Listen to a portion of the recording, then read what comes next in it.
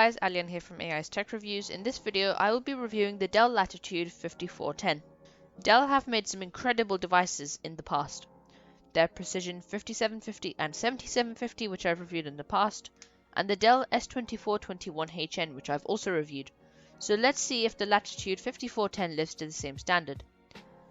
The design of the Latitude to some extent is outdated.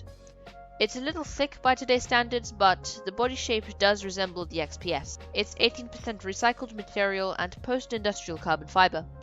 Did you know that Dell prevented £2 million of carbon fiber from going to landfills, and the 5000 series Latitudes were the first to use the post-industrial carbon fiber? But the build quality feels good and has pretty similar weight to my Huawei MateBook 13. The Latitude weighs 1.48 kilograms, and this is the starting weight. So the weight of yours could be different depending on which spec you go for.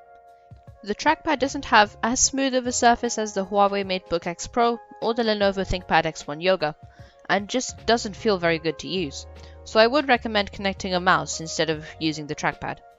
The keyboard keys feel like they're rubber and have a bit of a soft feel when typing as compared to the firmer feel of the Huawei MateBook keyboards.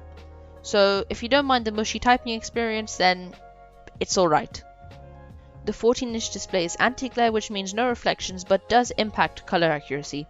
Despite that, colors are still good. The resolution is 1366 by 768 in the base model and Full HD 1920 by 1080 if you are willing to pay an extra £35. The peak brightness is 220 nits, which isn't amazing, but it still looks alright. But colors obviously aren't as good as on the MateBook 13. Both CPU options for the Latitude 5410 are Intel i5s.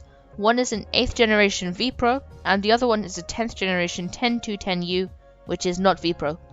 Both are 4-core CPUs with 1.6 GHz clock speed, and the 10th generation CPU boosts up to 4.2 GHz.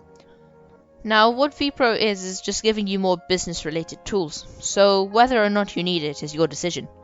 RAM is 8GB up to 16GB of DDR4. For storage, you can get both SSD and hard disk drive options. The max storage is 1TB on the hard disk drive and 512GB on SSD. You've got Wi-Fi 6 and UHD graphics and no option for discrete graphics, but this is an office work-based machine, so it's not made for graphic-intensive tasks.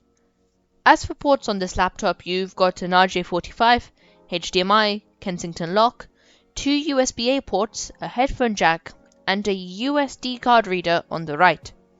On the left you have your AC power port, a USB-C port supporting Thunderbolt 3, so DisplayPort, charging, data transfer, all of that, another USB-A, and a smart card reader. Overall, this laptop is okay for the minimum £1,000 that Dell are asking.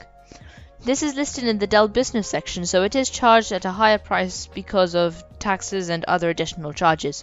But the Latitude 5410 is not an incredible package. The screen is adequate, it can be better in colors, brightness, and maybe touch support as well. Build quality is good, and the specs are really good too.